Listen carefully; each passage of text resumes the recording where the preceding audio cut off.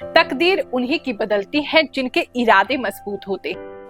रास्ते भी चलकर आते हैं खुद जिसके जुनून खास होते हैं। हर दिन मुस्कुराकर निकला करो जमाने की जंग में। हर दिन मुस्कुराकर निकला करो जमाने की जंग में, क्योंकि मुश्किलें भी हार मान जाती हैं जिनके हौसले पहाड़ होते हैं। जय शनिदेव, जय श्री कृष्णा। मेरे प्यारे बच्चों, स्वागत कर रही हूं मैं आपका एक और महीने के राशिफल में। इस मंथली राशिफल में हम मई महीने को जानेंगे कि कैसे मई के महीने हमारे साथ क्या क्या इवेंट्स होंगे और उन इवेंट्स के लिए हमें क्या क्या सावधानियां रखनी है, कैसे उसको प्लान करना है और क्या हमारे साथ होने वाला है, ताकि हमारा भविष्य जो है बिल्कुल भी अंधकार में ना रहे। जो भी होने वाला है, चाहे अच्छा चाहे बुरा, हमें पहले से ही पता हो और हम उसके हिसाब से कार्य कर सकें। So let's get started.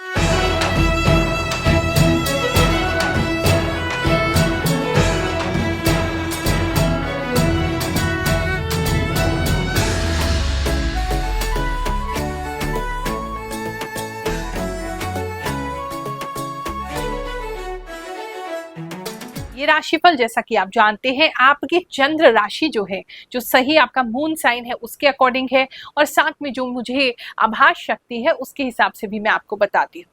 आगे बढ़ने से पहले चलिए जान लेते हैं इस महीने के खास तीज त्योहार या फेस्टिवल्स क्या है। 4 मई को वर्ल्ड लाफ्टर डे है, हंसते रहिए मुस्कुराते रहिए। 8 मई को मोहिनी एकादशी है। 11 मई को नरसिंह भगवान जी की जयंती है, साथ में मदर्स डे भी है। 12 मई को बुद्ध पूर्णिमा है। 13 मई को नारद जी की जयंती है। 23 मई को अपरा एकादशी है। 26 मई को वट सावित्री व्रत है। 27 मई को भगवान श्री शनिदेव की जयंती है, हमारे इष्ट देवता का हैप्पी बर्थडे है। साथ ही उस दिन भंडारा भी आयोजित किया जाएगा। 29 मई को महाराणा प्रताप जी की जयंती है। चलिए एक नजर ग्रहों के गोचर पे भी डाल लेते हैं। कौन सा ग्रह किधर जा रहा है, कौन सी राशि में प्रवेश कर रहा है और हमारे जीवन में क्या प्रभाव डालेगा। सूर्य 15 मई को वृषभ राशि में प्रवेश करेंगे। चंद्रमा 1 मई को मिथुन राशि में महीने की शुरुआत करेंगे और लास्ट में कर्क राशि में बने रहेंगे। मंगल जो है कर्क राशि अपनी नीच राशि में ही इस महीने बने रहेंगे। बुध जो है वो 7 मई को मेष राशि में प्रवेश करेंगे और 23 मई को वृषभ में पहुंच जाएंगे। बृहस्पति 14 मई को चेंज कर रहे हैं, मिथुन राशि में प्रवेश करने वाले हैं। शुक्र जो है वो मेष राशि में 31 मई को परिवर्तन करेंगे। शनि अभी इन्होंने परिवर्तन किया है तो ये मीन राशि में बने रहेंगे। राहु 18 महीनों बाद 18 मई को कुंभ राशि में प्रवेश कर रहे हैं और केतु का भी चेंज हो रहा है। 18 मई को ये भी सिंह राशि में प्रवेश कर जाएंगे। कुछ भोले बच्चे कमेंट करते हैं कि गुरुमा हम आज राशिफल देख रहे हैं, हमसे तो मैच नहीं कर रहा। तो ये मैच करेगा भी कैसे, ये तो फ्यूचर की प्रेडिक्शंस है। आप अगर मई का राशिफल देख रहे हैं तो अप्रैल में तो वो घटना नहीं घट जाएगी। हाँ, अप्रैल के लास्ट में स्टार्ट हो सकती है या प्लानिंग स्टार्ट हो सकती है, लेकिन होगी मई में। और यहाँ तक कि नेक्स्ट मंथ जो है वो 2-3 तारीख जून तक भी वो चीज आपके साथ हो सकती है।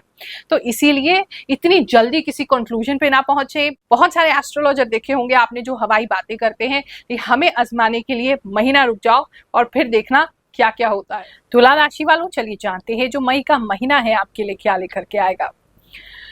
इसमें एक तो मैं देख रही हूँ जैसे बहुत सारे लोग कुछ नए सपने सजा रहे हैं, अपने नई लाइफ के बारे में आप ड्रीम कर सकते हैं, फ्यूचर के बारे में और सोच सकते हैं। काफ़ी लोगों को क्लियरिटी होती दिखाई दे रही है कि फ्यूचर में एक्चुअली उन्हें चाहिए क्या।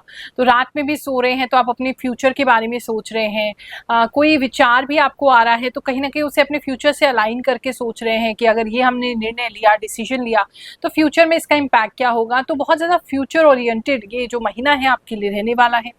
डे ड्रीमिंग भी बहुत लोग कर सकते हैं, मतलब खुली आंखों से सपने देखना, बहुत सारी चीज़ों को पॉजिटिवली यूज़ करना, पॉजिटिवली फील करना, ऐसा कर सकते हैं। कुछ लोग जो है मुझे किसी तरीके का जो वो पंख नहीं होता क्या, कभी पलक गिर जाती आँख की या पंख होता है तो उससे कुछ विश मांगते वैसे करके विश मांगते हुए भी मुझे कुछ लोग जो है वो दिखाई दे रहे हैं। लव एंड रिलेशनशिप की बात करें तो इसके अंदर थोड़ा ऑन ऑफ सिचुएशन दिखाई दे रहा है, यानी कि महीने का जो स्टार्ट होगा तो उसमें तो काफ़ी ज़्यादा आपको निराशा महसूस करनी पड़ेगी, डिप्रेस्ड आप फील कर सकते हैं, आप थोड़ा सा लैक ऑफ एनर्जी भी फील कर सकते हैं। धन को लेके भी आपके और आपके पार्टनर के बीच में कुछ खर्चों को लेकर के जो है वो बहसबाजी हो सकती है, या पैसे पता नहीं कहीं ना कहीं कोई पैसा या कोई जॉब या कोई काम जो है उसके बारे में आप बता रहे हैं अपने पार्टनर को और वो उस विषय में आपको डीमोटिवेट कर रहे हैं कि तुमसे नहीं हो पाएगा, ये गलत है, ये सही नहीं है। तो ऐसी कुछ बातें वो कर रहे हैं जिसकी वजह से थोड़ा सा मतलब आपको उनके साथ अच्छा फील नहीं हो रहा है।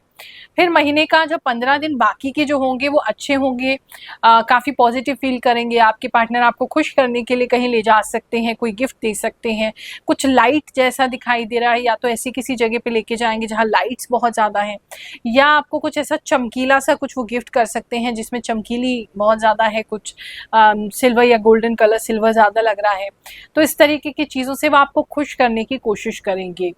तो मतलब ऑन ऑफ सिचुएशन है आपके लव लाइफ की, लेकिन इतना बुरा भी नहीं है।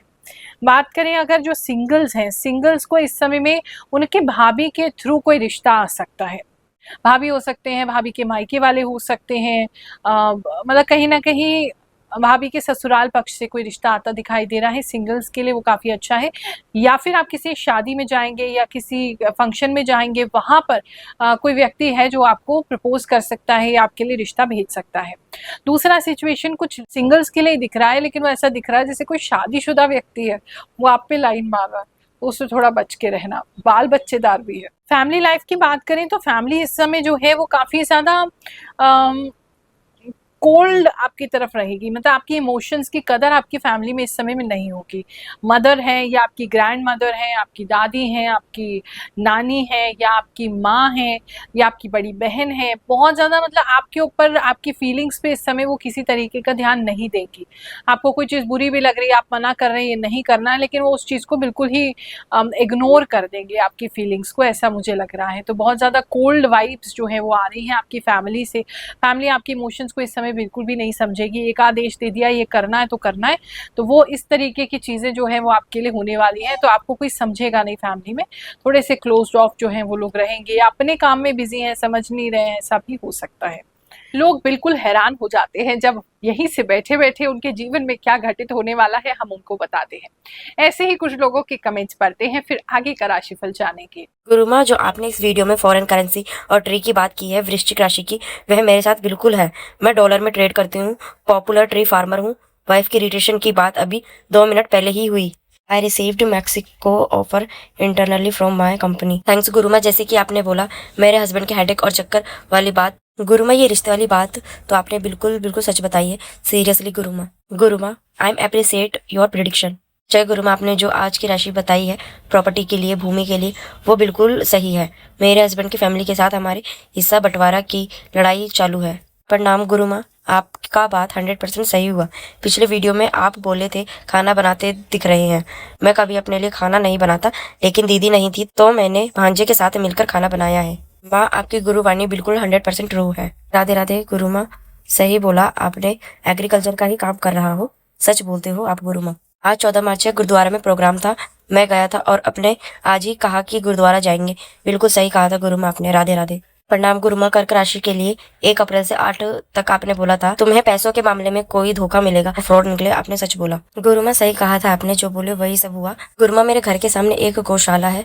गुरुमा, आप सही बोल रही हैं। गुरुमा, आप बहुत अच्छे हैं, आपकी सटीक प्रिडिक्शन होती है और हम एक बार आपके दर्शन करके गए थे। Thank you गुरुमा। गुरुमा प्रणाम। गुरुमा, आपका कहा 99% सही मैच हो गया है। अनरीडेबल माँ, जय शनिदेव। हम जो हर महीने दरबार लगाते हैं, आप लोगों से निःशुल्क मिलते हैं, जन्म कुंडली सबकी देखते हैं, उसके बाद जो लोगों के जीवन में परिवर्तन आता है, लाभ आता है, ऐसे ही किसी एक व्यक्ति की कहानी सुनते हैं, फिर आगे बढ़ेंगे। जय गुरु माँ, जय शनिदेव। मैं राजस्थान से आई हूँ, मेरा नाम तारिका है और मेरी जॉब चली गई थी। गुरु माँ के आशीर्वाद से मुझे जॉब मिल गई है। जय गुरु माँ, जय शनिदेव। बात करूं अगर मैं आपके जॉब प्लेस की, तो जॉब प्लेस में कुछ लोग जो है रिजाइन करते हुए दिखाई दे रहे हैं, या आपको मतलब आपका वर्क कल्चर जो है इस समय बहुत टॉक्सिक हो जाएगा। कुछ लोग हैं जो बहुत ज़्यादा मतलब आपको, आपके मैनेजर हो सकते हैं या आपके जो भी सीनियर हैं या बॉस हैं, जो बहुत ज़्यादा आपको मतलब बहुत तंग करेंगे। उनके प्रेशर की वजह से, काम के प्रेशर की वजह से आप शांति ढूंढना चाहेंगे, तो उस शांति के लिए या तो आप लंबी छुट्टी ले सकते हैं, या शॉर्ट टर्म छुट्टी ले सकते हैं, या मूड बना सकते हैं कि अब इस नौकरी को नहीं करना है, प्रेशर झेला नहीं जा रहा है।